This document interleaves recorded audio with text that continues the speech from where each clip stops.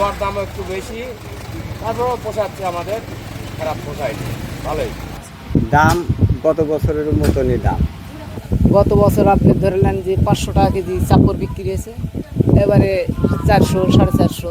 লোহার দাম বাড়তি আছে, আমাদের কয়লার দাম বাড়তি আছে, লাভ কম হয়েছে।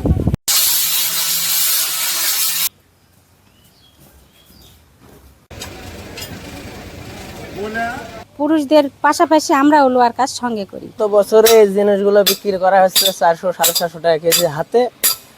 এবছরও ওই একই দামে আছে, ওই স্বাভাবিক, বেশি বৃদ্ধি নাই।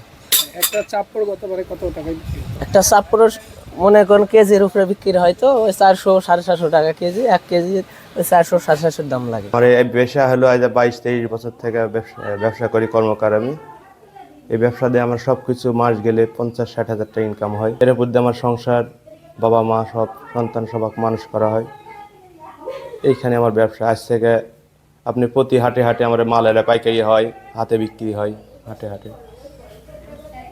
এবারে গতবারের চেয়ে জিনিসপত্রের দাম কেমন? আপনি গত বছর যে লোহা ছিল আপনার 120 টাকা কেজি, সেই লোহা এবার 100 লাগিয়েছে 22 টাকা, 32 টাকা, 35 টাকা কেজি।